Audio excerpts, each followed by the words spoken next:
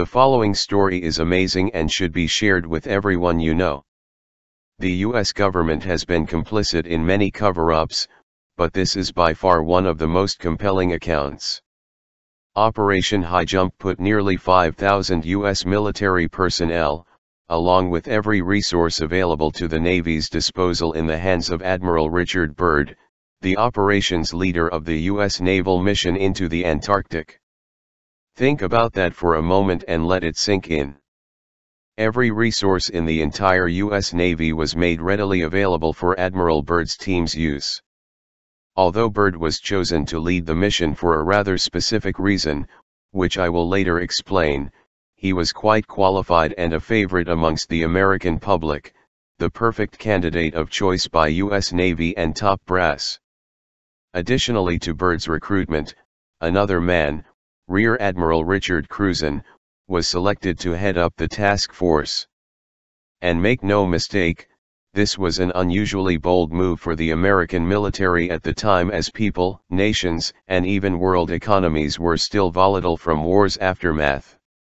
So we have to ask the following questions. Why would the US military be seeking to expend so many resources at the risk of great collateral loss, to explore such a harsh region of the planet Earth as Antarctica? What was the rush? What did they know? What we find is that a lot of the details regarding Operation High Jump have been carefully tucked away over the years. Wikipedia explains little about the mission, officially titled the United States Navy Antarctic Developments Program, 1946 to 1947. A United States naval operation organized by Rear Admiral Richard E. Byrd Jr., USN retired, officer in charge, Task Force 68, and led by Rear Admiral Richard H. Cruzen, USN commanding officer, Task Force 68. Operation High Jump commenced August 26, 1946 and ended in late February 1947.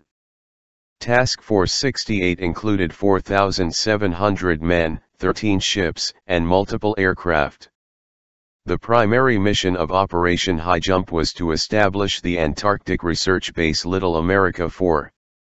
High Jump's objectives, according to the U.S. Navy's report on the operation, were as follows: training personnel and testing equipment in frigid conditions, consolidating and extending United States sovereignty over the largest practicable area of the Antarctic continent. This was publicly denied as a goal even before the expedition ended.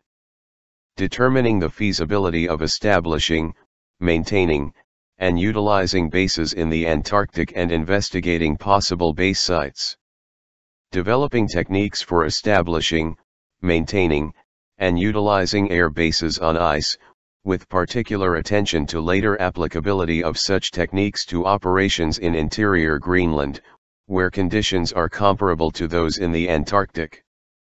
Amplifying existing stores of knowledge of hydrographic, geographic, geological, meteorological, and electromagnetic propagation conditions in the area. Supplementary objectives of the Nanook expedition. The Nanook operation was a smaller equivalent conducted off eastern Greenland. Interestingly enough, many of the actual mission details were shrouded by secrecy, hidden from the American public, which leads us to where we are now.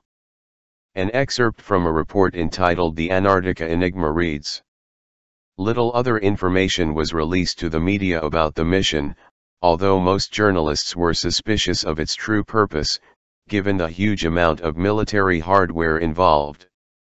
The U.S. Navy also strongly emphasized that Operation High Jump was going to be a Navy show. Admiral Ramsey's preliminary orders of August 26, 1946 stated that, the Chief of Naval Operations only will deal with other governmental agencies and that no diplomatic negotiations are required. No foreign observers will be accepted. Not exactly an invitation to scrutiny, even from other arms of the government. Admiral Byrd was a strategic choice as he was a national hero to the Americans. He had pioneered the technology that would be a foundation for modern polar exploration and investigation, had been repeatedly decorated and had undertaken many expeditions to Antarctica, and was also the first man to fly over both poles.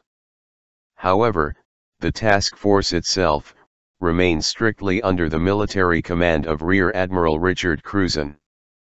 Unfortunately, the ship's central group entered the ice pack off the Ross Sea on December 31, 1946, and found conditions as bad as had been noted for over a century. Sea breakers such as the USCGC Burton Island, a ship that had only recently been commissioned and was still undergoing sea trials off the California coast when Operation High Jump was launched, fought to cut a way through the ice to help the men land. Richard Cruzen was one of a few men to have located at several oases which were actually the real reason the expedition team was sent there in the first place, although at the time only those with the top secret clearance would truly know the mission's true objective. An excerpt from the Daviess County Historical Society reads: according to a Navy report, 1,000 miles of new coastline was discovered on exploratory trips by the Bear and Bird seaplane. Commended by Secretary of the Navy Frank Knox for his superior seamanship, ability, courage, determination, efficiency, and good judgment in dangerous emergencies, Cruzen was one of the 16 members of the 1939–1941 expedition who received the Antarctic Expedition Medal, presented in November 1946. On December 2, 1946, Cruzen once more set sail for the Antarctic continent. This time, as Task Force Commander under Admiral Byrd of the Navy's Antarctic Developments Project, also known as Operation High Jump, Cruzen led a force of 13 ships carrying some 4,000 men, including meteorologists, zoologists, physicists, and experts from oceanography institutes into the adventure of a lifetime. Besides looking for new scientific data, another purpose of the expedition was to train Navy personnel and to test standard Navy ships and other equipment in cold weather operations. Cruzen navigated through an ice pack of several hundred miles before reaching Little America. Icebergs and unpredictable weather were formidable foes during the course of the expedition. Among the discoveries made during the 1946–1947 expedition was the sighting of 2 oases, one a region of ice-free lakes and land. More than 300,000 square miles of unpathed territory were charted on aerial mapping operations. Their observations proved that radical changes would have to be made on existing maps of the Antarctic. Why would warm spots, with warm water, exist in the Antarctic? What does this mean? The Hollow Earth theory. Researchers such as Dr. Brooks Agnew and others have deeply considered the possibility that the Earth itself could be hollow or egg-like. Although this theory seems hard to comprehend because you have been told exactly opposite your entire life, in school, and so on. Entertain this idea for a moment. What if the Earth was hollow? Would that be possible? Is there evidence to back this up? The answer is yes. Evidence shows that the Earth rings like a bell after an earthquake for a period of up to about 60 minutes, and that's why some scientists and researchers say that this is due to the fact that the Earth is hollow. If the Earth had a solid core, when an earthquake happened, it would likely absorb all of the vibration and not resonate it. This is just one detail that should open your mind to the possibility that a hollow planet is a possibility. Famous author and lecturer, David Icke, explains in his book, Moon Matrix, exactly how the moon is likely hollow as well.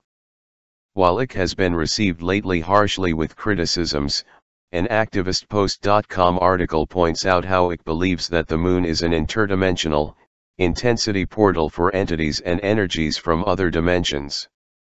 He believes that aliens use the moon as a home base for hijacking signals from the universe so that our bodily forms that are experiencing this virtual reality on Earth can't fully experience what our Creator meant for it to be. These aliens are the same reptilian shapeshifters that it claims are responsible for much of the suffering on our planet. Reptilians want to filter anything beyond our five senses so that it manipulates what kind of world we can experience.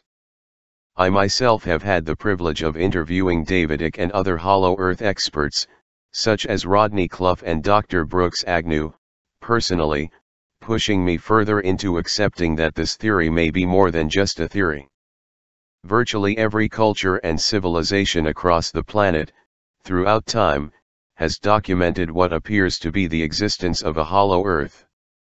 According to Dr. Brooks Agnew, who I have personally interviewed many times, a hollow Earth is a very real possibility. Agnew has focused his studies to the North Pole region, as him and his team plan to one day locate a documented polar depression, thus launching test overflights from a nuclear-powered icebreaker. Brooks and his team plan a scientific expedition to the brim of the hollow Earth, which proves to be unsuccessful at this time due to a lack of funding. Brooks plans to use a sun compass and a gyroscope above the 60th parallel to get accurate measurements of the oceanic depression. If the rate of change begins to increase, then likely the team would be entering the long elusive polar depression, which has been reported by ancient Viking explorers and modern-day seamen alike. Moreover, during an interview on Red Ice Radio, Agnew talked about the formation of planets, Sir Isaac Newton, and the difference between thick and thin crust physics, zero gravity, and more. The episode is very interesting to say the least. Essentially what Agnew was talking about is what's known as a rather large graviton. You know, those rides at the county fair that spin real fast? They stick you to the wall, then the floor lowers. Oh boy, I can smell the funnel cake and the cotton candy now. Do you think a hollow Earth is possible?